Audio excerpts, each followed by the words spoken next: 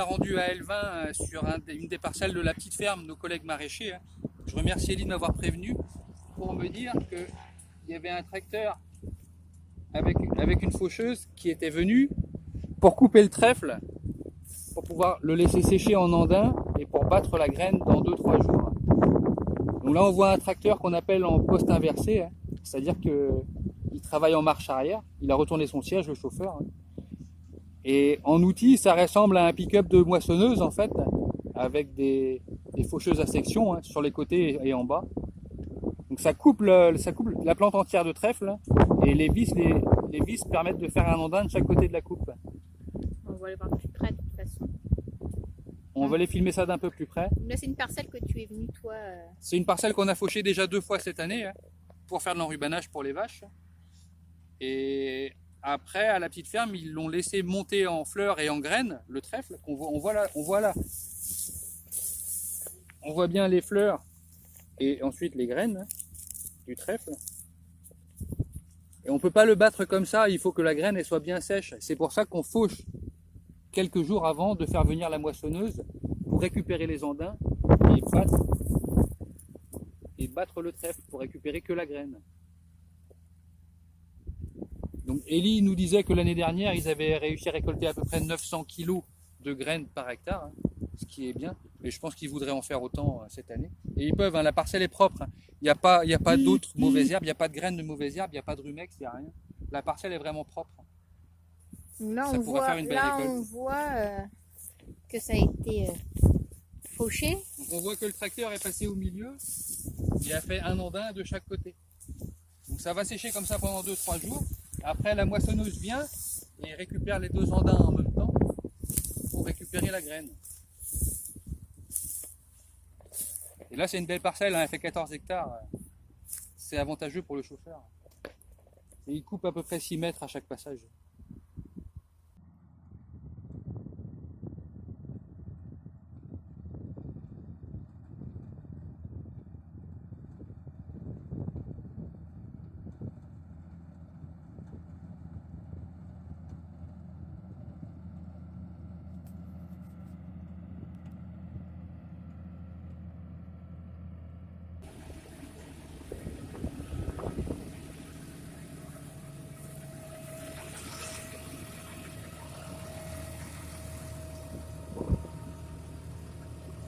Vous pouvez voir que le tracteur est à l'inverse. Le volant il devrait être ici.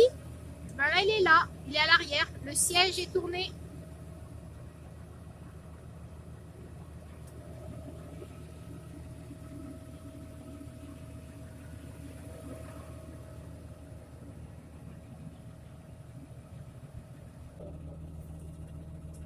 Donc là on voit que ça coupe et que ça va sur un tapis.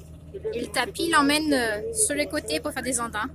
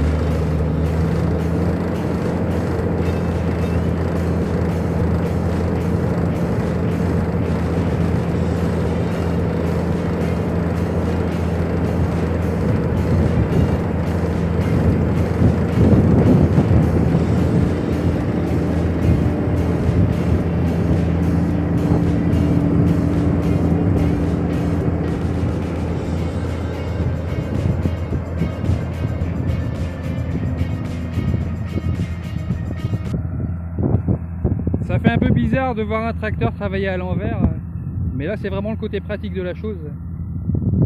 Si la coupe était mise à l'avant du tracteur, ce serait vraiment un peu loin en termes de vision, et même pour le pont avant, ce serait pas terrible. Ça fait 2 tonnes 2 en 6 mètres. Là. Donc c'est ce qu'il me disait, donc c'est lui qui distribue ça par ici. Il disait qu'il y a plusieurs coupes, plusieurs largeurs, et qu'en 4,50 m, un tracteur de 120 chevaux, ça suffit. Mais on est content d'avoir vu ça. C'est un beau matériel qu'on ne connaissait pas et qui aurait été bien pratique cet été par ici pour les récoltes de céréales.